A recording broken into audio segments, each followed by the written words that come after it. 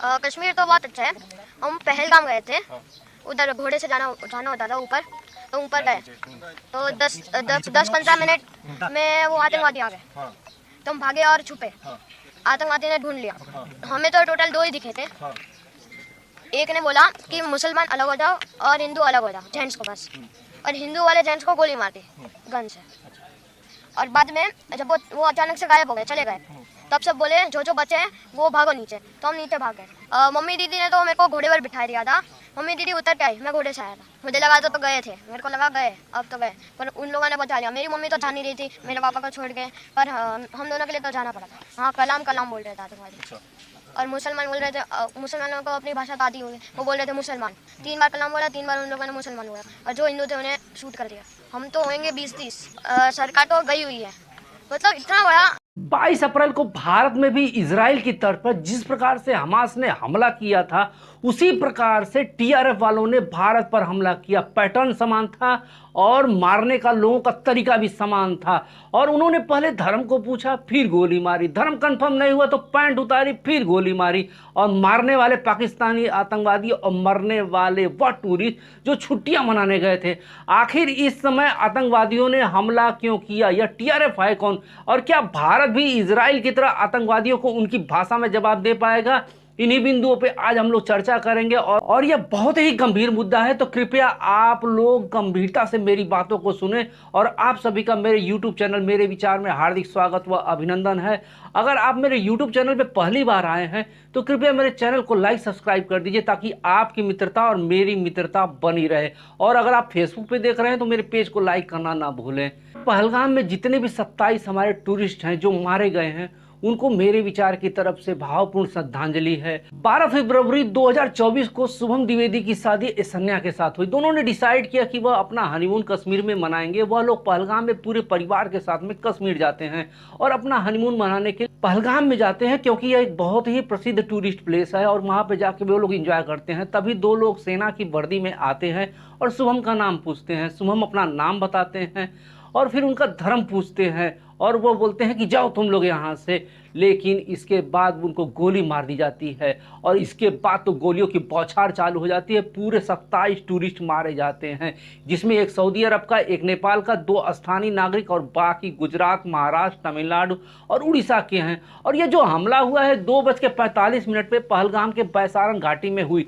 Media reports के मुताबिक पहले तो इनका धर्म पूछा गया, फिर इनको गोली मारी गई। लोगों को कलमा पढ़ने को बोला गया, फिर गोली मारी गई। अगर वो नहीं माने तो उनकी पैंट उतारे और फिर उनको गोली मार दी गई। यह गोली मारने वाला संगठन कौन सा है और क्यों इस टाइम पर लोगों को गोली मार रहा है, इसके बारे में मैं आपको आगे बताऊंगा। लेकिन इसके बाद चालू हो जाता है राजनीतिकों का तोपखाना। निंदा करना चालू कर देते हैं। हर एक नेता जितने उनके पास कड़े शब्द हैं उसमें वो निंदा करते, लेकिन यह कभी यह नहीं सोचा आखिर यह घटना हुई क्या। अगर उन्होंने उस समय पर काले सांप के फन को कुचल दिया था होता कि जिस समय यह अपना फन फैला रहा था, तो आज यह दिन देखना न पड़ता। न जाने कितने लाखों लोग इसमें अपनी जान गंवा चुके हैं और ये लोग तो बस निंदा करते रहते हैं और निंदा के सिवाय ये कुछ भी नहीं कर सकते हैं।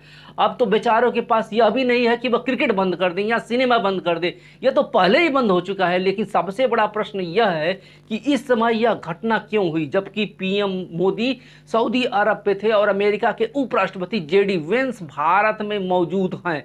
उसी समय जम्मू कश्मीर के आतंकवादियों ने इतना बड़ा हमला किया। ऐसा क्यों किया?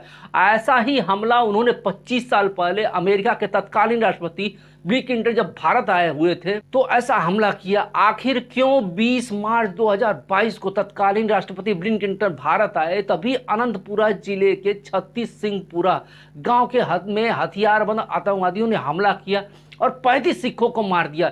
यह पहली बार हुआ था कि आतंकवादियों ने सिखों को निशाना बनाया था। ठीक उसी प्रकार से 4 दिन की यात्रा पर अमेरिका के उपराष्ट्रपति जेडी वेंस सोमवार को भारत आए थे। उन्होंने अपनी पत्नी और अपने बच्चों के साथ में उनको पूरा सम्मान दिया गया।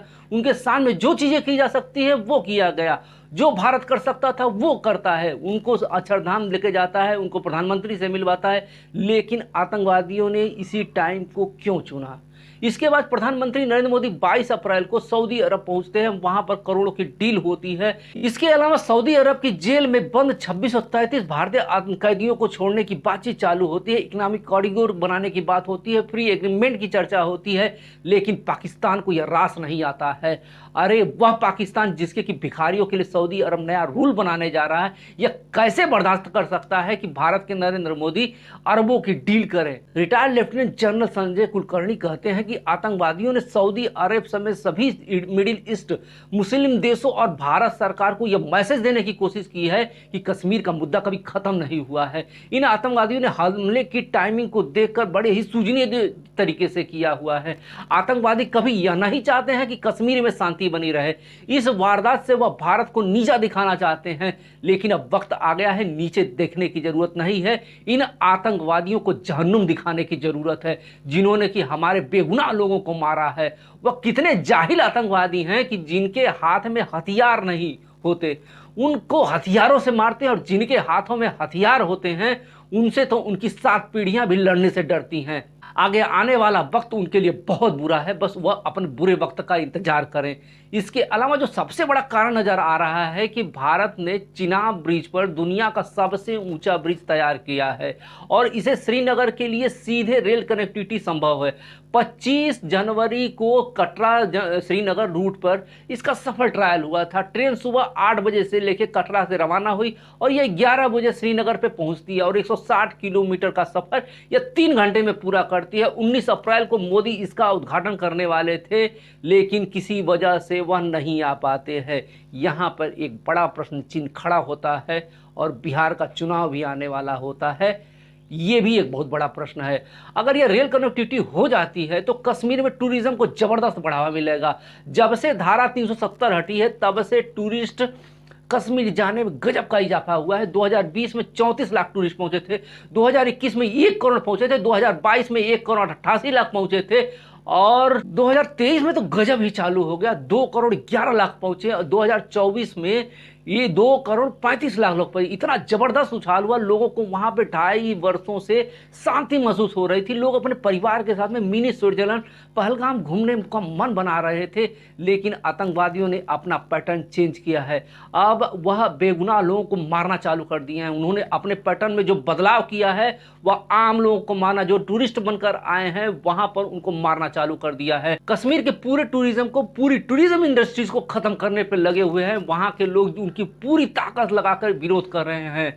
आतंकवादियों को लगता है कि वो भारत की एकता, अखंडता और हिंदू और मुस्लिम के में जो जोड़ है उसको वो शायद तोड़ पाएंगे। शायद हमारे बेवकूफ नेता समझ नहीं पा रहे हैं। वह पढ़ाते हैं, हम पढ़ते हैं, लेकिन हम हिंदू मुस्लिम सभी एक हैं, और इसका हम डट के सामना करेंगे। आप लोग ये वीडियो देख सकते हैं, लोग किस तरह से कैंडल मार्च निकाल रहे हैं, अपनी बातों को कर रहे हैं, अपना विरोध दर्ज कर रहे हैं।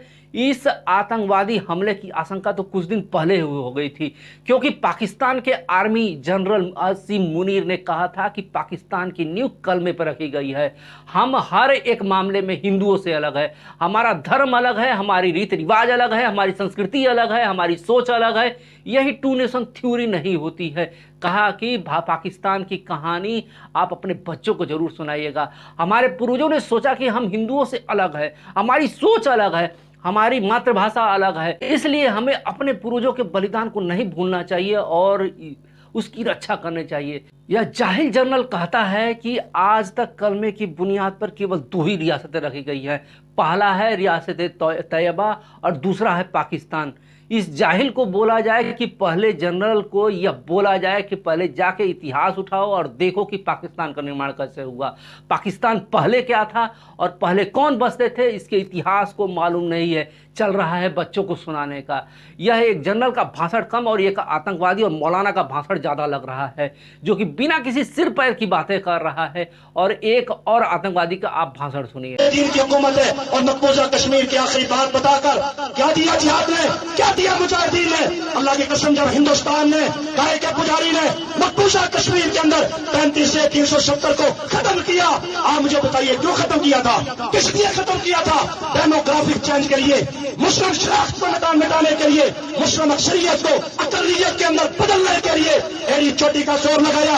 आपने टंकों के जरिए, तोपों के जरिए, मिसाइलों के जरिए, हेलीकॉप्टरों के जरिए, ड्रोन के जरिए अल्लाह की कसम 10 लाख फौज के जरिए बहुत शोर लगाया कि श्रीनगर में जो गाजी और शहीदों का इलाका है, पुलवामा, पुंछ, राजौरी के अंदर राम राम कहने वालों को बात करूंगा, डेमोक्रेटिक चैन रहूंगा। जरा इस बात पर गौर करें, उसने किया इसलिए था। और 52 लाख टू मिसाइल जारी किए, 52 लाख टू मिसाइल किनको जारी किए, ये बातें हमारे इल्म में नहीं है, इन पर हम गौर नहीं करते। 52 लाख टू मिसाइल हाथ के अंदर कानूनी पर्ची थी मोदी ने। इसके भाषण में और जनरल के भाषण में कोई फर्क नजर नहीं आता। दोनों ही जाहिल हैं और जाहिलों को दोनों को जहन्नुम में भेजना बहुत जरूरी हो गया है। जिस आतंकवादी ग्रुप ने हमला किया है उसका नाम है TRF। उसके बारे में मैं आपको बताता हूं। पिछले कुछ सालों में जम्मू कश्मीर में होने वाले सभी छोटे बड़े हमलों की लोगों की जिम्मेदारी कश्मीरी टाइगर व रेजिस्टेंस फ्रंट ने ली हुई है। जम्मू कश्मीर में करीब 20 सालों से 3 आतंकवादी संगठन जैसे मोहम्मद, लश्कर ए तोयबा, हिजबुल मुजाहिदीन सबसे ज्यादा चर्चा में रहे। 2019 के बाद इन आतंकवादी गुटों ने प्रॉक्सी नाम रखना शुरू कर दिया। इन नामों के जरिए वो यह साबित करना चाहते हैं कि कश्मीर में आतंकवाद की नई लहर आई हुई है। वो सेकुलर दिखाने का प्रयास करते हैं, सेकुलर नाम रखने का प्रयास करते हैं ताकि धर्म के आधार पर युवाओं को संगठन ना लगे, ऐसा लगे कि यह लोकल करेक्शन लगे, लोकल युवा और मिलिटेंट ग्रुप है। पाकिस्तान दुनिया के सामने यह दिखाना चाहता है कि कश्मीर के लोकल लोग आज़ादी के लिए लड़ रहे हैं, जबकि बिल्कुल ऐसा कुछ भी नहीं है। आप कश्मीरी को यह बातें सुनिए, आपको अंदाजा लग जाएगा कि आतंकवादी झूठे हैं, मक्कार हैं, जहन्नुम भेजने लायक हैं। TRF ये जो संगठन है ये 2019 में अस्तित्व में आया था। सरकार का यह मानना है कि लश्कर ए तोयबा प्रॉक्सी आतंकवादी संगठन है। यह आतंकवादी संगठन जवानों और आम नागरिकों की हत्या के अलावा सीमा पार से ड्रग्स व हथियार की तस्करी करता है। यह संगठन 2019 में जम्मू कश्मीर के आर्टिकल 370 हटाए जाने के बाद इसकी एक्टिविटीज बढ़ी है। सुरक्षा मामलों की जानकारी यह बताते हैं कि सीमा पर ISI के हैंडलर्स लश्कर ए तोयबा की मदद से TRF को खड़ा किया गया है और यह अक्टूबर 2019 में बना। और इसका जो सुप्रीम कमांडर है वह है शेख सज्जाद गुल और इसका ऑपरेशन कमांडर बासित अहमद डार है। और 2022 में जम्मू कश्मीर में कुल 172 आतंकवादी मारे गए थे, जिसमें कि 108 TRF के आतंकवादी थे।